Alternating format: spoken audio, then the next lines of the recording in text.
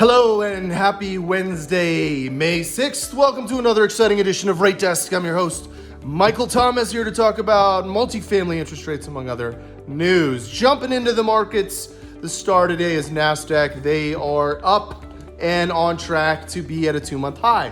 Good to see that trend. Other news, crude oil futures remain in the 23 over 20 a barrel range. They've come down from yesterday, but they're still in a decent range compared to the recent big downturn that we saw before that. So that's still relatively positive news today. And then we're seeing the US 10-year Treasury yield up incrementally, 71 to 73 basis points is where it's trading at now. We kind of gotten out of the 60s, so it'll be interesting to kind of see, are we going to be stuck in the low 70 range for a while like we were in the mid 60s for a while? But today, 71 to 73. Jumping into interest rates on the FHA loans, a topic I love to talk about. 223F still quoting at 260 today, and the 221D4 quoting at 325. Jumping over to the GSE desk, Fannie Mae flat to yesterday, 315 on the 10-year. Freddie Mac is coming down. It's nice to see them quoting a little more aggressively there, Freddie Mac. So at the lowest point of the quote today, they're 20 bips below where they were yesterday, quoting at 320. Of course, it's always a range with any agency program because you don't know what the exceptions are. But 320 to 335 is probably a fair range. Nice to see that coming down a little bit on the Freddie desk. Now, 3 topics I want to talk about today. The first of which is a follow-up from yesterday when I was talking about rental housing growing, in fact, more renters than owners post-COVID-19. It's an interesting topic. I did a little more research on that analyst who had made that statement, and the argument was really supported not so much by data at this point. I think it was more conceptual, but it was really more thinking of the folks that were gonna buy a home. They were single-family buyers, they were renting, and now they're probably on hold. So the delay in that market is due to this economic disruption, the uncertainty, possibly job loss, and that seems to be a reasonable argument to make. I don't think that's going to affect long-term percentages.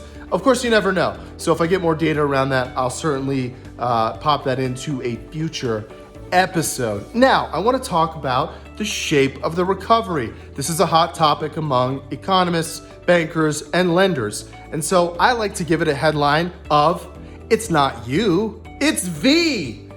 The reason I say that is because the Wall Street Journal published that they did a survey of 60 economists, and the overwhelming majority of them are split between we're either going to have a U-shaped recovery or a V-shaped recovery. That's the 92.2% portion of those economists surveyed.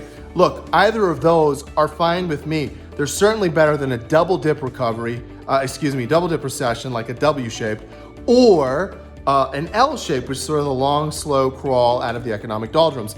Either are much better, and most of the economists think that's what we're facing currently. I think that's good news. Secondly, I want to talk about the speed of the recovery. When do we get back to quote unquote business as usual? There was another survey done that talks about that. Most of the folks in that survey, over 77%, think we're somewhere between the 1 to 12 month range. That's the majority of folks think that. And lastly, on that topic, why are we going to recover like that? Well, if it's a U or a V shape, that makes sense that we would recover in that amount of time. And secondarily, if you try to compare this economic doldrums we're in due to COVID to say like the Great Recession or other financial recessions, it's difficult. I mean, look, if that was in an appraisal as a property, I think we might say that's a non-comparable. Let's just pull that out. It doesn't really match up to today. An analyst I work with made a point that he thinks it's closer to a type of natural disaster that we're facing that then has economic consequences, much like we would see in Hurricane Katrina or any other unpredicted disasters like that economically. It reminds me of a ride when I was a kid at King's Dominion, a new ride that came out called the Shockwave. The Shockwave was a stand-up roller coaster ride, had a really deep dip, and then it went really high straight back up. I certainly think that's good news if we're in that kind of a situation. And I like the fact that people that are leaders in finance and also economists in the majority portion think that that's the type of period that we're moving into anyway, I should say, economically in terms of this recovery. So that is positive news, positive stuff. I want to share that with you today. Thank you for tuning in to another edition of Rate Desk. This is your host, Michael Thomas, signing off.